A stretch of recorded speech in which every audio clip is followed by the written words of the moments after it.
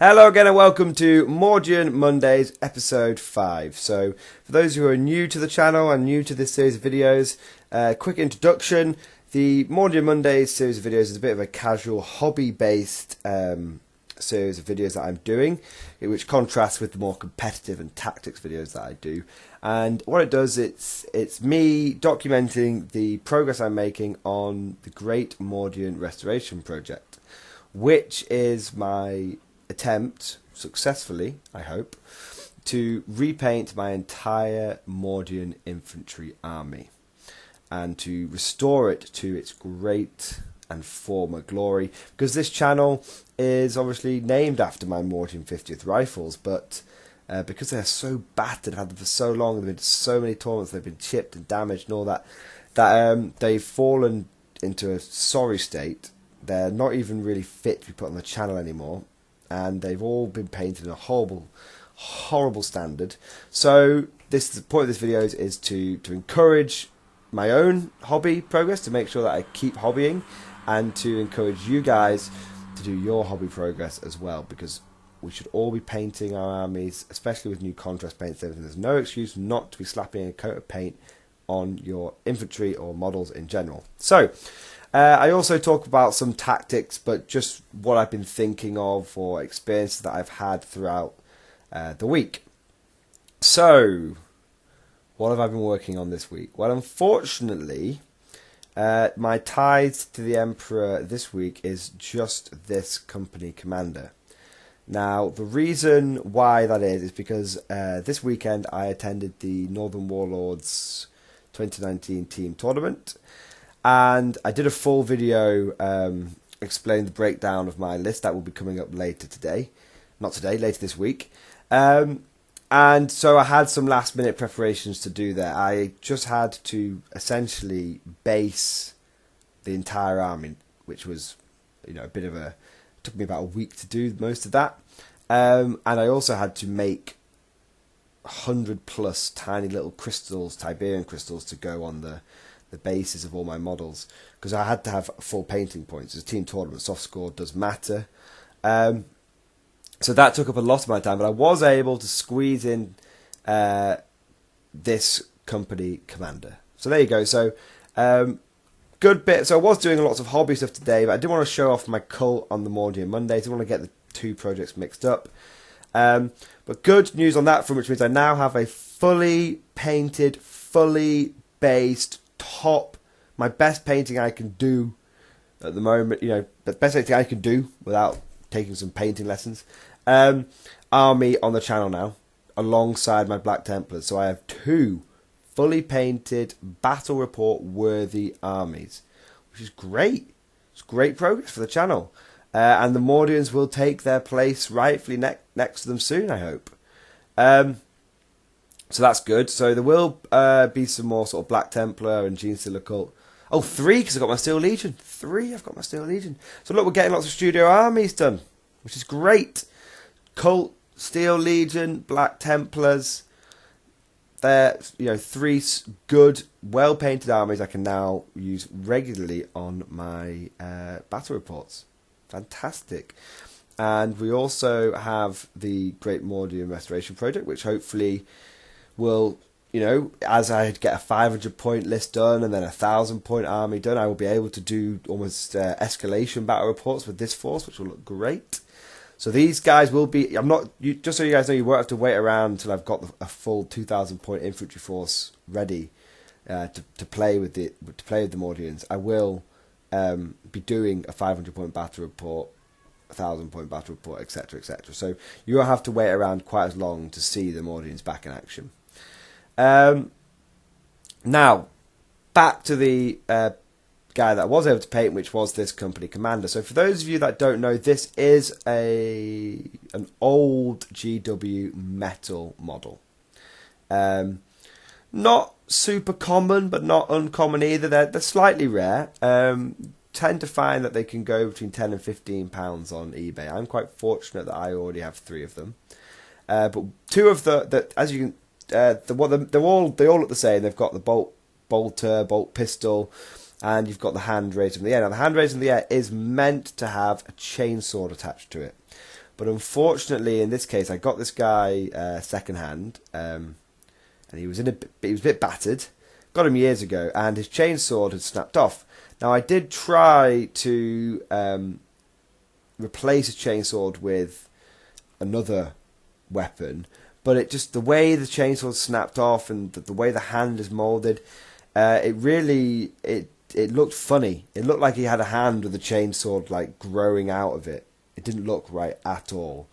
So I decided just to just have it with a fist raised in the air, like fist defiantly raised in the air.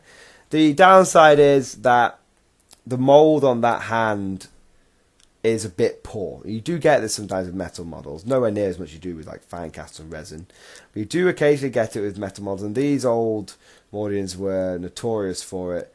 You do get a bit of club hand. His hand is basically square. It's a big, like, meaty paw of a hand, which it's not ideal, but to be honest, from a distance you can't tell. And what you've got to remember is I'm not painting the Mordians to like 110% the best of my ability. I'm painting them with a relatively good scheme to a good standard. But I'm going for a more simplistic scheme than I went with my Gene Stealer Cult. Reason being is the Gene Stealer Cult really burned me out. I only had 110 guys I had to paint for that, and this is going to be 300, 400, 500. So I need a scheme which is simple enough that I can churn models out without experiencing hobby burn. So it doesn't matter too much this guy's got a bit of a club hand, because he's going to be in a sea of a minimum of 500 points, like 60, 70 models.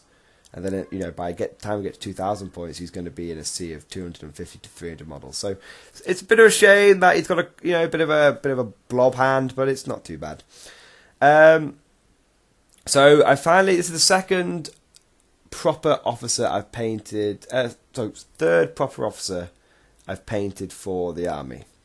I painted the rogue trader armsman guy who's got a shotgun and a las pistol, and I've painted up the officer that was sent to me with the Victoria miniature head conversions, and he looks great as well. But this was the first, so I've sort of got my technique for officers now, because I want to be able to differentiate my officers from my regular men and sergeants, but at the same time I've got to strike a balance, right?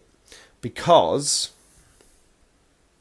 I want the officers to look, different, noticeably fancy, but there will be times when occasionally I might want to use this guy as a sergeant with a bolter. There will be times when I want to do that. Rarely, but and I don't know when exactly that's going to come up, but it could come up. So I like to keep them, similar, but so that he can fit in a squad if he has to, but different, so that when he's run as an officer, he looks like an officer. And like I said, 99% of the time, he's going to be used as an officer. So, the way I have achieved that is they get the same primary colours of Dark Angels or Caliban Green and Macragge / Ultramarine Blue. The reason I'm saying slash is because if you want the equivalent colours in contrast, it's Dark Angels Green and Ultramarines Blue, and in regular paint it's Caliban Green and Macragge Blue. So they get that. They get the black boots and the brown webbing and silver gun. All that's the same. The way they get differentiated is they get bronze trim. Which I know looks a bit funny, but it actually looks quite good. It was looking a bit funny as I've noticed with this scheme, with colour scheme in general. Until it's finished, you're really not quite sure about it, and then you put the finishing touches on it, and you put the final washes on it, and you go, bloody hell, that actually looks really good. It really works. And it's not to get too deep here, but it's almost like I don't know what you'd call it, but like a representation of the guard itself. The individual parts don't work that well and aren't that great, but the sum of those parts are much better and much more enjoyable. And so that's the same with this. It's much more enjoyable to look at when it's finished than when it's individually each colour's put on the model. So just to go through, in case I'm interested, the bronze trim I used was brass I say bronze, it's brass, was brass scorpion.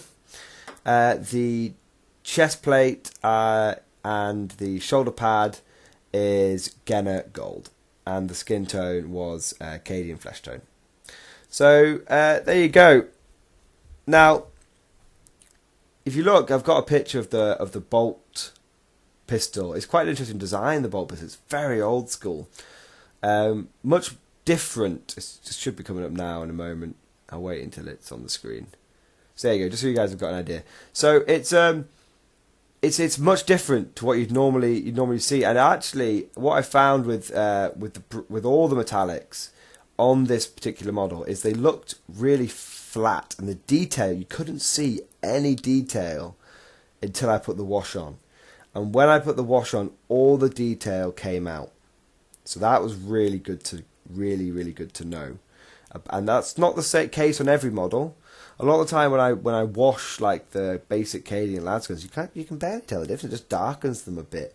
But in the case of the skull on the chest plate and the laurels, and the skull on the shoulder plate and the wings, and the bolt pistol, the skull and the wing, really, before you put the wash in it, you couldn't tell it was there. It looked like a strip of gold.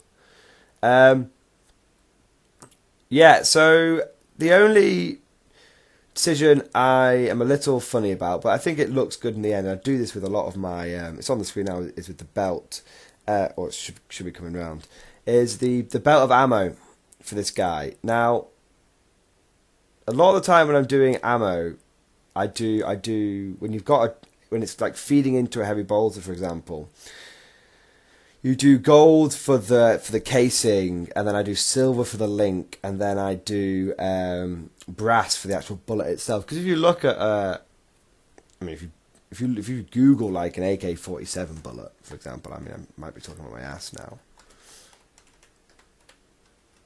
But if you look at it, it isn't like it is two colours between the casing and the bullet. So that's what I try and get there. Now, obviously, when it's going into a machine gun, it's like I use the silver for the silver link, for like the metallic link. On this guy, it might have been more realistic to have it as brown, to represent leather, to represent a leather bandolier of ammo.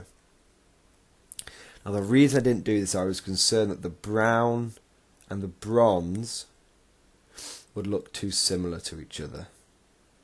So that's why he's got sort of two links of ammo wrapped around his waist, which looks, like I said, it does look a bit funny. It probably would be better if it was a bandolier, but unless you're being particularly pedantic and realistic about it, I don't think it's going to cause too much problems. And it is fine detail. It is fine detail, so not hopefully most people aren't going to notice. So there you go, guys. That's the hobby part of the Mordian Mondays. I've already done a tournament overview video, so that will be coming up later this week. So I'm not going to go into too much tactics. That's an hour-long tournament review. A lot of lessons learnt. I will give a little bit of warning, though. I did the video as soon as I got back from the tournament, and my brain was quite fried, but I wanted to try and do it while the experience was fresh in my brain, as best as I could. So it's a little rough around the edges. I'm sure there's going to be some mistakes in there, but it does give a good overview of the tournament, and I explained the list that I faced, and I explained what list I used, and some general lessons learned. However, there's so much that could be talked about, learnt from that tournament, and I faced some very meta lists, and I'm actually going to do a few more tactics videos based on what I faced at the tournament that I was at this weekend. So look forward to that. It's going to be very interesting. Some things that we already knew have been confirmed, solid, set in stone. Other things are new and interesting, so keep an eye out for that. So if you guys have enjoyed this video, please let me know what hobby progress you've been making. I know some of you have started painting your own miniatures and doing your own hobby progress alongside me. Fantastic. If you've got any updates, put them down in the comment section below. Hope you enjoyed listening to this video, and of course, I'll see you guys next time.